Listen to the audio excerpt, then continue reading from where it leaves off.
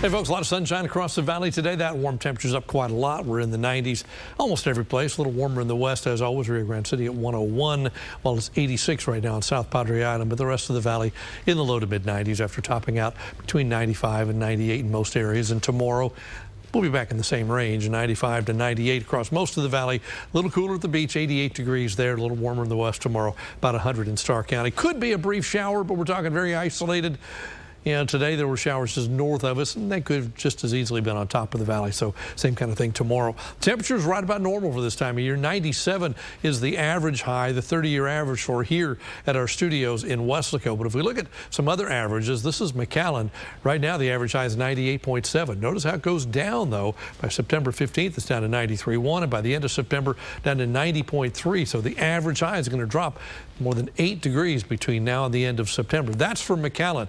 Let's look at Brownsville because it's a little bit different. It's, of course, a little bit cooler. Average high in Brownsville right now is 93.9, and it drops down to off the chart down here to 88 by the end of September. And, of course, Harlingen is right in the middle, so we'll put that on there, too.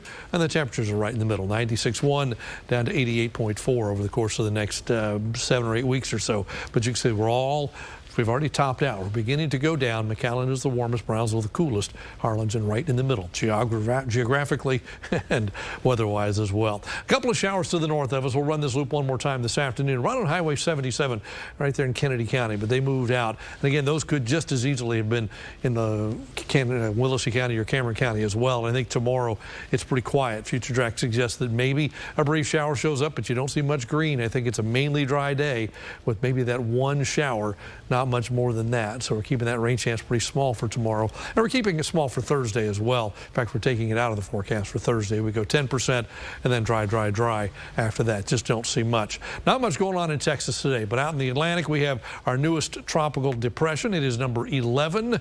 At 11.7 and 40.0. We don't think this is going to be a problem for us at all. It will probably become a tropical storm sometime on Thursday, probably peaking on Friday and then losing strength again because it's going to run into some serious shear when it gets into the southwest Atlantic, and that'll probably be the end of that. But it will probably get a name, so Josephine is the next name on the list.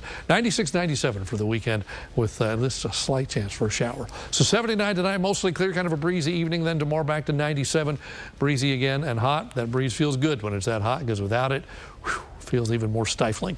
Your First 45 AccuWeather forecast for the next 7 days. We bring a slight chance for a shower in there this weekend, but it's a slight chance, not much more than about 10%. Upper 90s for highs, upper 70s for lows. That's your updated First 45 AccuWeather forecast.